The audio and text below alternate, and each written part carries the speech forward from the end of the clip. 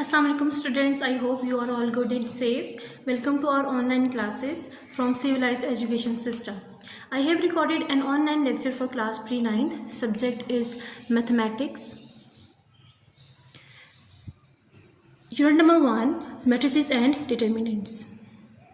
तो स्टूडेंट्स पहले मैं आपको ये बताता हूँ कि आपने मैट्रिसेस का टॉपिक जो है वो पहले नहीं पढ़ा हुआ, हम इसको फर्स्ट टाइम पढ़ने जा रहे हैं।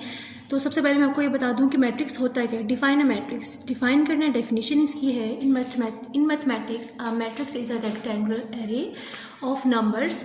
मैट्रिक्स बेसिकली एक रेक्टेंगुलर एरे है। रेक्टेंगल का मतलब है कि एक बॉक्स लाइक शेप, ठीक है। और एरे अरेंजमेंट को कहते हैं ऑफ नंबर्स का अरेंजमेंट होगा इन रोज एंड कॉलम्स।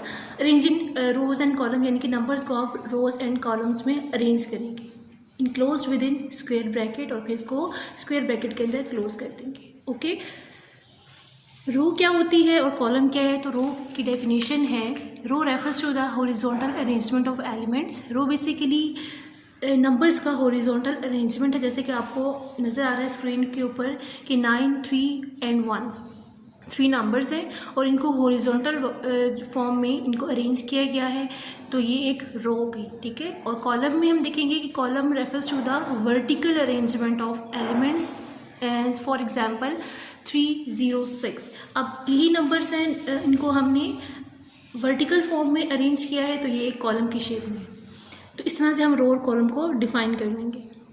अब सबसे इम्पॉर्टेंट चीज़ कि how to write a matrix. Matrix लिखा कैसे जाता है इसको देख लेते हैं। Numbers arranged in form of rows and columns, के नंबर्स को अरेंज किया जाए रो एंड कॉलम की फॉर्म में। रोज और कॉलम में ऑलरेडी डिफाइन कर चुकी हूँ कैसे करना है।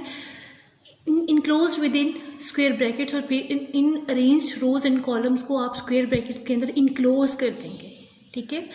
Matrices are always labeled by capital English alphabets like A, B, C, X, Y, Z। अब जैसे कि हर एलिमेंट, हर एक मैट्रिक्स को हम किसी इंग्लिश अल्फ़ाबेट के साथ लेबल कर लेंगे, और ये मस्ट है कि वो लेबल जो भी हम इसका करेंगे वो कैपिटल इंग्लिश अल्फ़ाबेट्स के साथ होगा, ठीक है। फॉर एग्जांपल, अब देखिए, अब एग्जांपल में आपको प्रॉपर एक मैट्रिक्स बना के दिखाया हुआ है कि जैसे नंबर्स हैं -2 and 7, 5 and 3। अब अगर इसमें देखा जाए तो ये एक मैट्रिक्स है जिसमें नंबर्स को अरेंज किया हुआ है, रेक्टेंगुलर एरे हो गया ये, और इसको इनक्लोज किया हुआ है स्क्वायर ब्रैकेट्स के अंदर, और इसका एक लेबल है which is a, capital A. Okay,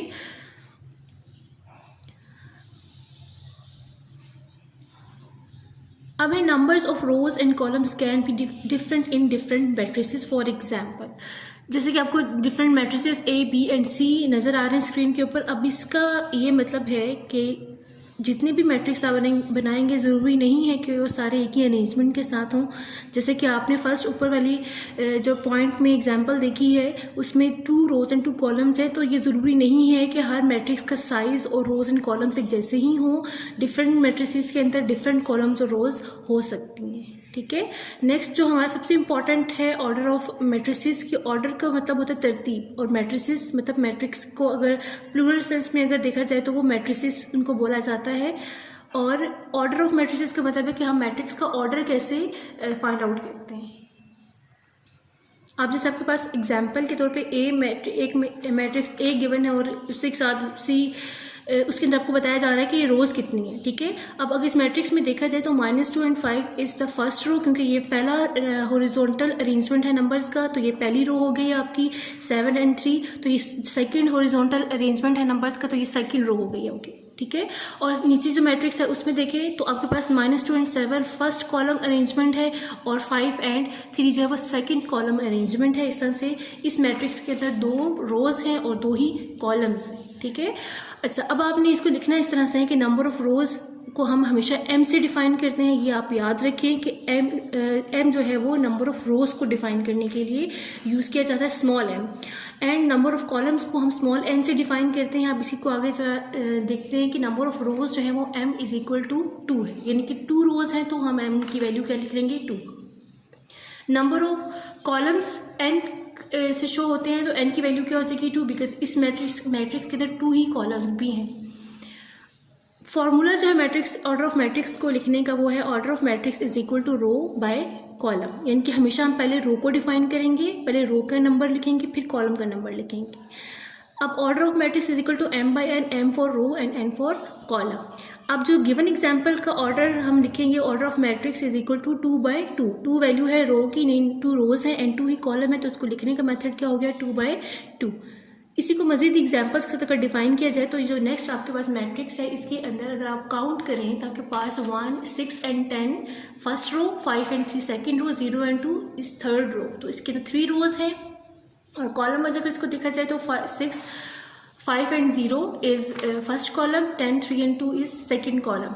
तो आपके पास 3 रोज एंड 2 कॉलम्स हैं, तो इसका ऑर्डर जब हम लिखेंगे तो कैसे लिखेंगे, order of matrix is equal to 3/2। अब नेक्स्ट अगर एग्जांपल देखी जाए तो इसके अंदर आपके पास अगर काउंट करें आप तो 2, 5, 1, 4 फर्स्ट रो है और 6, 3, -2 एंड 0 जो है वो सेकंड रो है। इसका मतलब 2 रोज होगी। और कॉलम वाइज अगर इसको देखा जाए तो 2, 6 first column, 5, 3 second column, 1 and -2 third column and 4 and 0 is fourth column. तो 4 कॉलम है और 2 रोज हैं, और जब इसका ऑर्डर लिखा जाएगा तो order of matrices is equal to 2/4। I hope कि आपको यहाँ तक समझ आ गया होगा, और अगर आप इसको दोबारा रिपीट करके देखिए तो आपको ज़्यादा बेटर अंडरस्टैंडिंग हो जाएगी। और इसके साथ आप अपनी जो एग्जाम्पल, अपनी जो आपका यूनिट नंबर 1 की एक्सरसाइज नंबर 1.1 है, उससे question number 1 order of matrices को आप इजीली सॉल्व कर सकते हैं। आई होप कि आप इसकी प्रैक्टिस करेंगे। This is the end of our presentation. Thank you for your time. Have a nice day. Stay home, stay safe. Thank you.